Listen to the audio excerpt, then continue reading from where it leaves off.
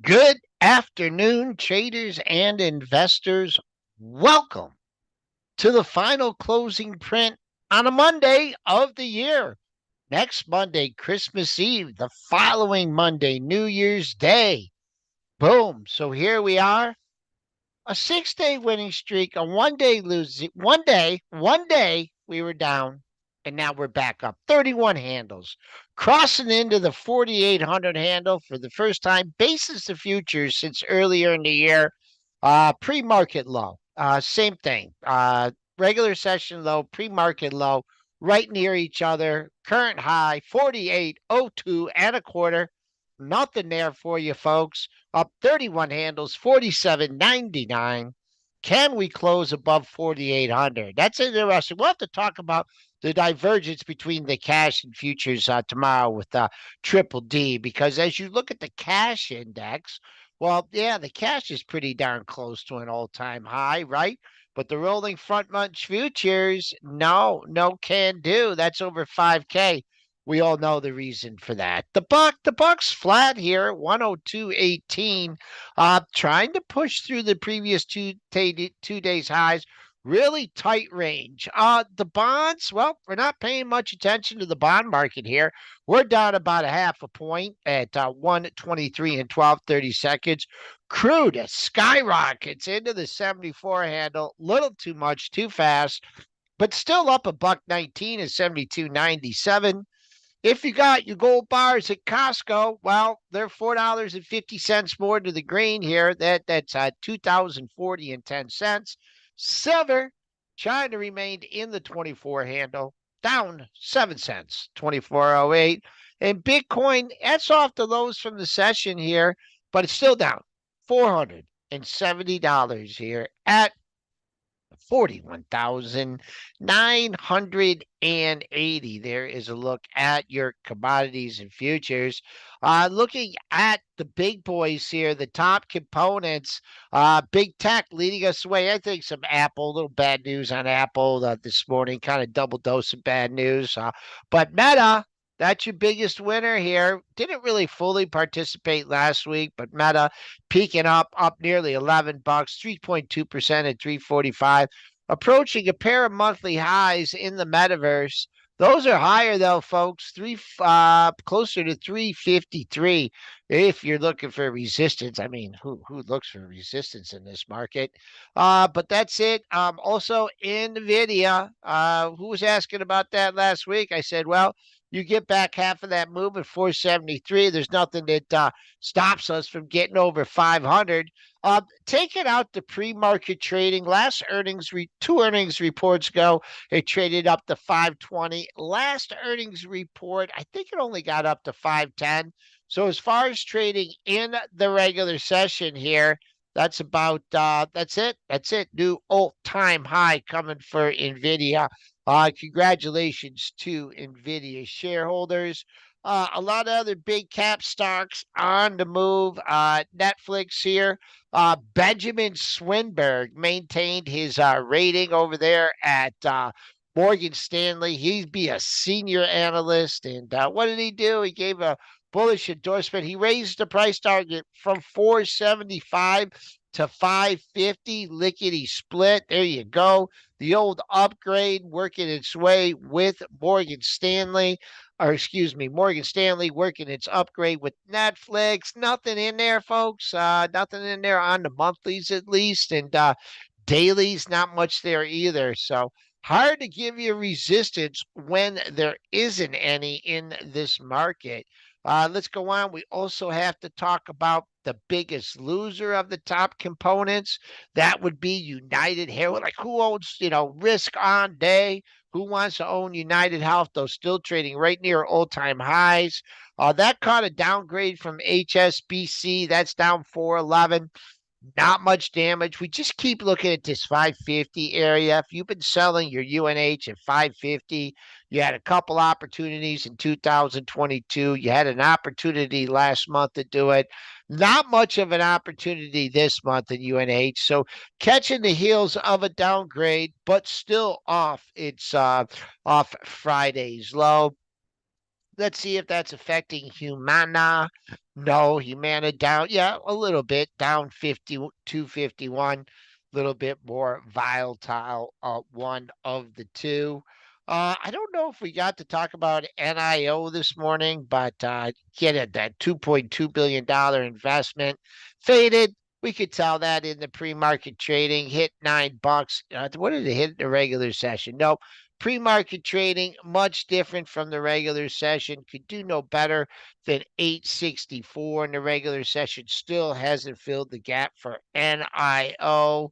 Well, they're talking about trying to block this thing, but who knows? Shareholders still clinging to the X getting taken over in 55. STLD still dynamics, not much for a sympathy move here. Instead of a rally, this actually was faded. I believe it was faded right off the opening bell. That's a pretty big red candle for Steel Dynamics. Open up 128.50. High 128.67. Haven't breached yesterday's low yet. That's Steel Dynamics.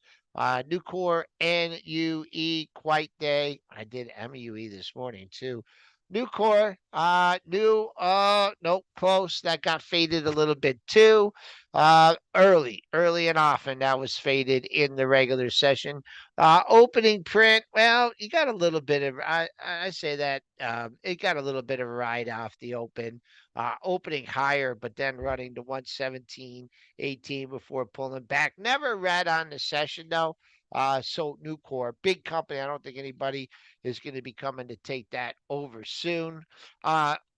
Google back in favor here with the AI trade. That barely blinked today at all. Actually, I talked about rock solid resistance at 135. Well, you can forget about that. That took that out, filling a gap that it had from a week and a half ago. Nice move in the Googs there. Amazon plowing ahead. They're thinking of buying some Diamond Sports thing. I don't know why that would be such a good thing, but you had a double top at 150.50. You took that out off the open. Little bit of a check back here, but now real good day. Not super value, but you gotta remember, folks, that Friday was a quad witch expiration, so there's little bit of extra volume. But still a great day. Not still, but overall compared to its other volume days, not the greatest day for Amazon. Costco won't stop. Look at this, and now they're new all-time high by a wide margin. Trading near, was it off the highs of the session? No. Yeah, about a buck off its high. Confirmation from that move on Friday. Walmart having a good day too. Walmart, nice move, coming back up to a potential area of resistance at the 156 area. And good old, let's go Krogering. Even people are going to Kroger. Kroger having a nice move here to the upside, quickly approaching its high for the month. Its high for its month comes in at 45.55. So that is a look. As some of your moomers get kicked out of the NASDAQ 100, that would be Zoom, ZM getting kicked out, not really getting hit too much off this news. Did undercut the low from Friday, now rebounding a little bit. So doesn't seem to be shaking anybody up a whole lot, with it getting kicked out of the Nasdaq 100.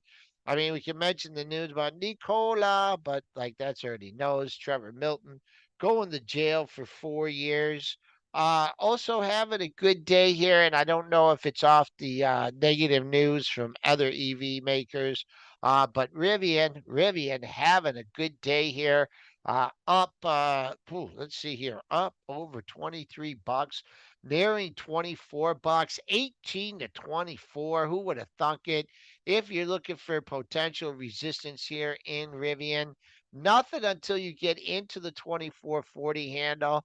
I'm seeing 4 out of 5 highs. Let's just call it 24.50 if you're looking for a potential resistance here in Rivian. Well, he was unable to make this morning show. The busy man, as we know him, Tim Quast, Market Structure Edge. And I'm really looking forward to talking to Tim here. There's one thing to make calls in the market, right? We do it all the time, and not always the greatest ones, but Tim, we will see. I'm going to admit Tim here, and he's going to be joining us momentarily. You guys all know him.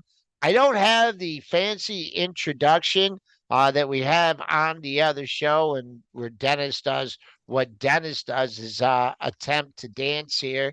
But we are dialing Tim in, and Yeah. we're going to start to screen share and deck the halls, man. Look at you got the Christmas tree up. You're ready to go.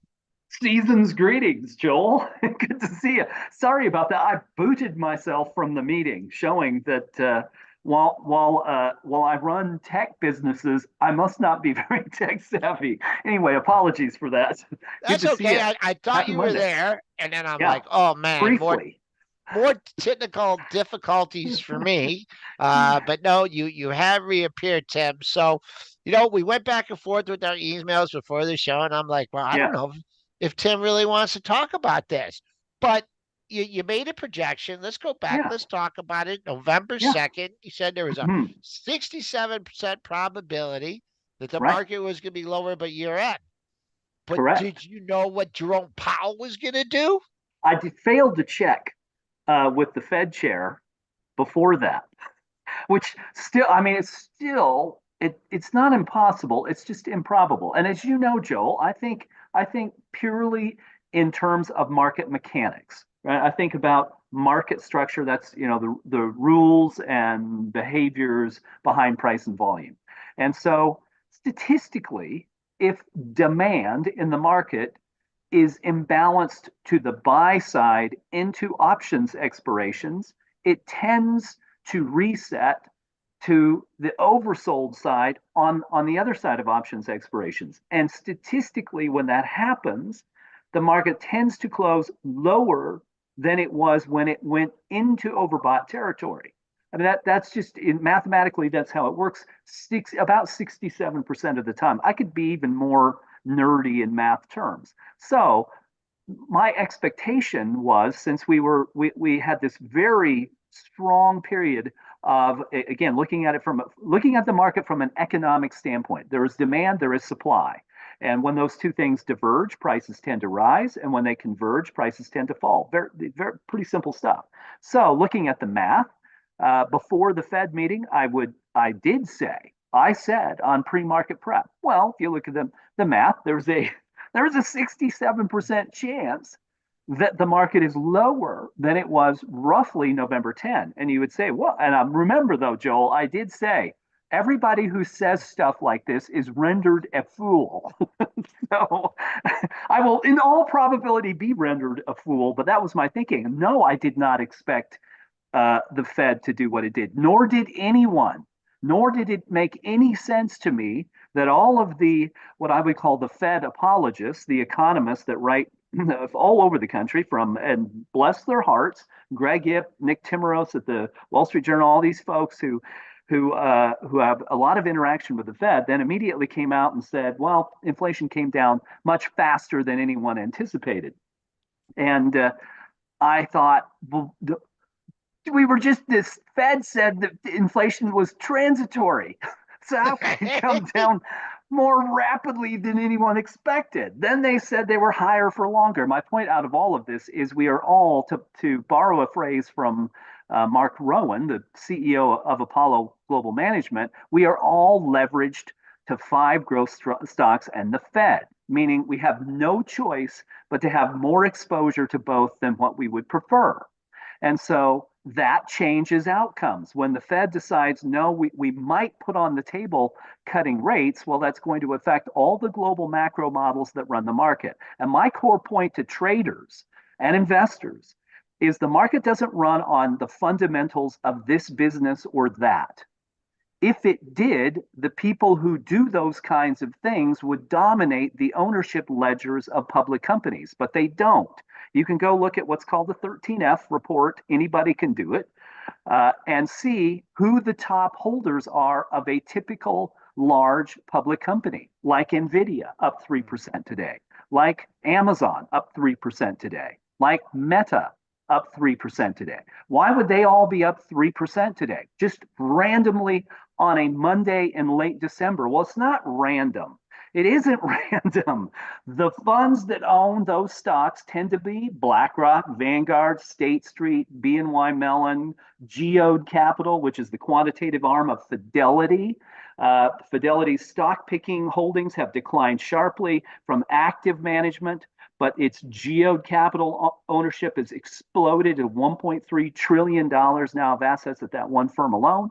And those firms merely allocate resources that come in through 401k plans. I've got one, for our businesses, a 401k profit sharing plan. It tends to be asset allocation driven. So if we believe that, okay, well, probably ahead, you probably need a little more exposure to equities, where's it going to go? Well, it's going to be top down. It's going to be overly committed to the largest equities. It doesn't happen every day, but as a general rule, that will be true. And you can say, well, Microsoft and Apple are both kind of flat. They were already overweighted in models. Those other stocks were not. So all of that evens out because what happened on Friday? Options expired, indexes rebalanced, triple Q rebalanced. Today, new options trade. Those are often used in place of equity positions. So if you got to square your holdings, this is when it will show up. Tomorrow, the banks that handle those transactions will find out whether they made money or lost money. And if they made money, everything will be fine. If they lost money, they will sell assets. I don't know which way it's going to go. We'll find out. Wednesday, all of volatility as an asset class resets with the VIX. Thursday's reality. So when we get to Thursday, I don't know what's going to happen. If Thursday happens to be a bad day, you will know why, traders. And again, I'm not predicting that it will be. The market does not look bad to me at all from a supply demand perspective. But I know that those are the mechanics that drive the market. And it's very important for us as participants in the market to understand them. Could you just go over the scenario with the banks and how the Tuesday, Wednesday, Thursday thing again? Yeah. So here's how this works, folks. And look, I'm very careful about trading during these times. You Hmm. know, I said, well, I might trade Square today. The block, I guess they prefer to call themselves now. Ticker is SQ. If it's down half of its volatility, which would be, and it doesn't even have to be that, maybe a third of the volatility, say around 73 to 73.50, that's a very good entry point. And if it goes to 74.50, I've made 2%. And it did both today, right? That's how I think about the equity market. I could have a good entry point and a good exit point in a very short space and make 2%, more than the market will deliver to you today. And it's very easy to do if you understand supply and demand. Well, part of that is because of the mechanics of the market. So to answer this, but I'm very careful around these mechanics, folks, because I don't know. I don't know how much Goldman Sachs had to do, but let's think of it this way. Suppose you own an index mutual fund, Okay. and it is exposed to low volatility growth components of the S&P 500. Okay, that what you're trying to do is capture growth, but not have as much volatility as the rest of the market. And suppose it's JP Morgan that provides that index fund to you.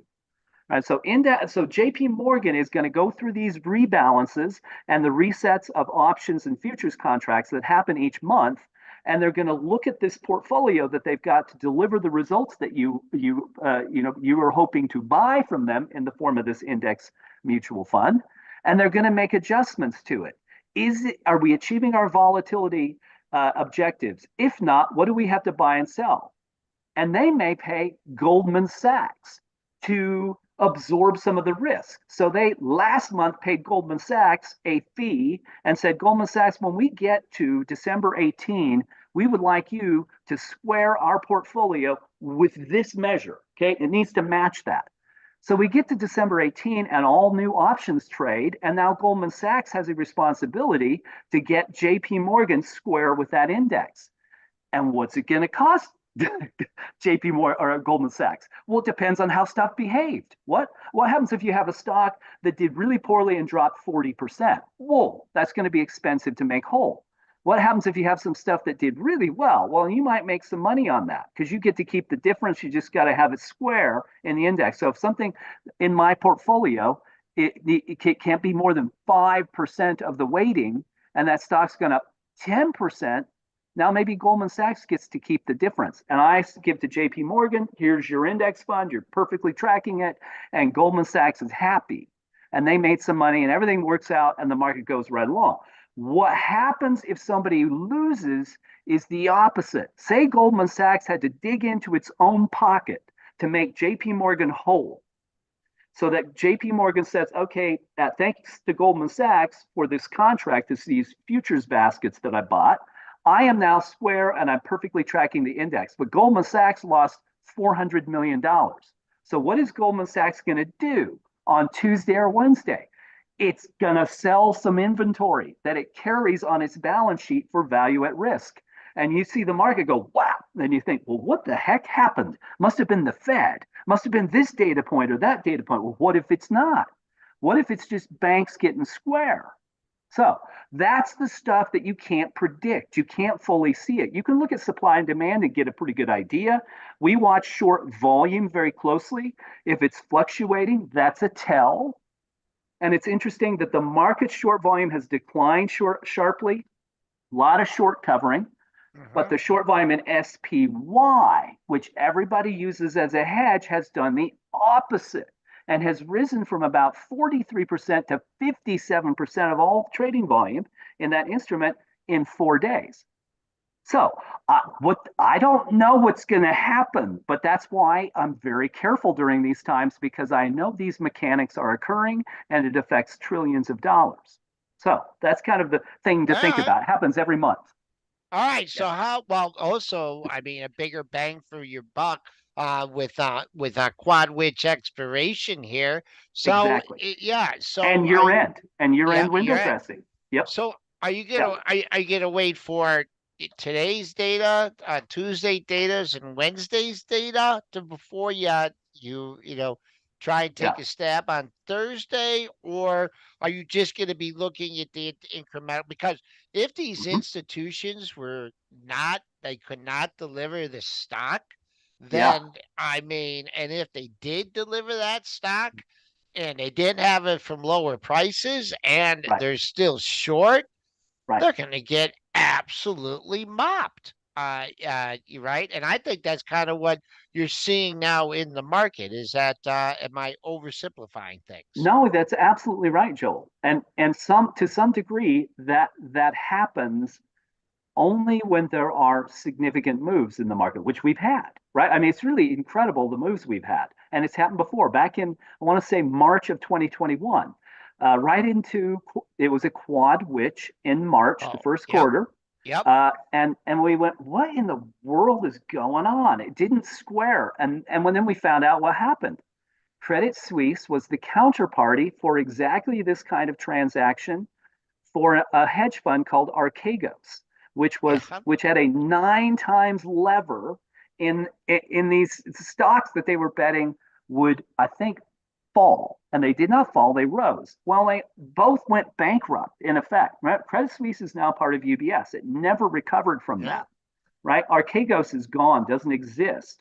So those things can happen. And if everything's, this is the way to think about this, traders. So I think about volatility all the time. The average stock moves, let's call it 2%. It's hard to believe, but we'll just look at SQ today. It went from intraday, it went from somewhere around 73 and change to somewhere over 74.50 and change. We'll do the math on that. What is the movement? Well, it's more than 2%. And if you take the whole intraday movement of every stock of the S&P 500 on average, it's about 2%. Meanwhile, SPY, which is the oldest and largest ETF, it is the most widely used hedging instrument in the world. It's the largest and most liquid equity on the planet, trades more than every other equity generally. There are occasions when Nvidia and Tesla are very close to it, but it moves 1%. Right? So The trade is the 2% basket versus the 1% SPY. And if SPY is above the basket, then you're long the basket and short SPY. And they go back and forth. It's called statistical arbitrage. You could, it's what Yeah. 80% of volume in the market is. Okay, well, what happens if one of those things moves more than the mathematical model projected? But by the way, SPY moved 2% only 2% up or 2% down only once each in 2023. Did you know that January 6th it rose 2.3%? That was the largest move of the year for SPY. It fell 2% on February 21st, which was when new options traded. Same thing happening today.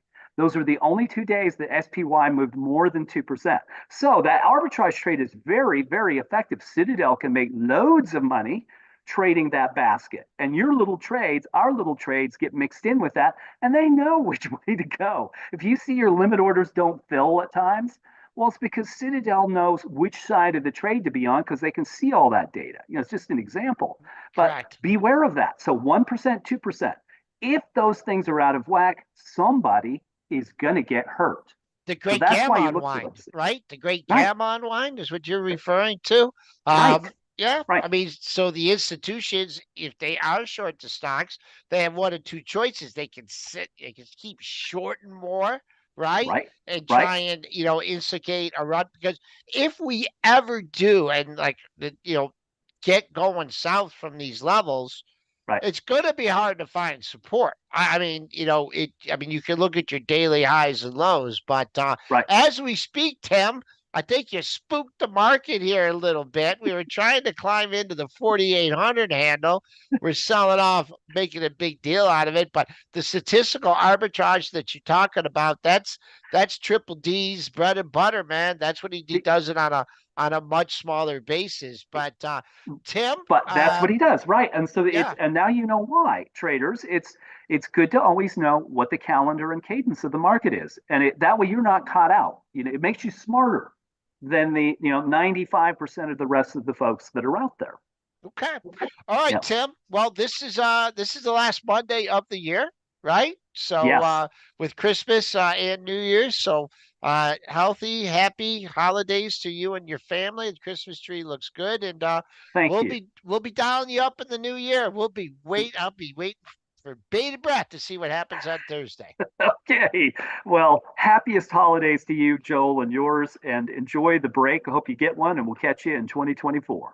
Okay, folks, here we are. A little bit of a sell-off. Let me get my screen share up here. We'll take a look at the S&Ps. Didn't really see imbalances. We are still going to get a closing high for the move here, but sellers coming out here in the final minutes crossed over 4,800. Looks like we're going to still close a new closing high for the move. That former closing high for the move was made at 47.74. We'll be looking for that as an overnight level. That is even above the pre-market low from yesterday. If you guys want to throw in GCT high of day, I'm not sure. I hope this is not a penny stock. It is not. It's up 250. Giga Cloud Technology. We'll do a real quick news check on this one. And this one is new on my screen. Boom, boom, boom, boom. Whatever the news is, it doesn't make any sense to me. We are trading up at the highs of the pre-market session. No daily resistance in this thing. So moving off the news, small gap in there. What else do you guys want to see before the closing? The closing print here. Boom, boom, boom. I don't know. I mean, going back to Tim's discussion and his setup, he did say that the probabilities, but I mean, what do you do? Won't sit around. Won't keep trying to 800 million to the sell side. Really doesn't mean much here, but the little bit of weakness. This is the first weakness we've seen the entire day into the close. Looks like people are booking profits after the first attempt at 4,800. Doesn't quite make it, but we'll reset ourselves here. 5 seconds until the closing bell for this final Monday. I'm going to call it 47.93. That's going to be a new closing high for the move by almost 19 handles. Still got some sellers in here a little bit. Maybe people did not expect this sell off at the end of the day. getting caught, looking to close on the highs of the session. Sellers are still out there. We're 47.90. Just ticked in the 47.80 handle. So not being able to get off the enough sells here, little selling after hours. What that does, what that means to me is that closing print, which I think is going to be right around 47.93. That's where your traders are going to be marked in the S&Ps, and we'll see how that works in the overnight action. We're going to be joined tomorrow by the one and only Craig Johnson, who's not made one, not two, but maybe a half a dozen great calls on this market. We'll get him in here tomorrow morning, get his thoughts. We'll be in with Triple D. We'll be in there with Aaron, trying to get you guys set up for the last, or no, well, it won't be the last Tuesday because there'll be another Tuesday. So thanks for joining me here on the closing print. Back with you all tomorrow morning. Don't stay up too late watching Monday Night Football.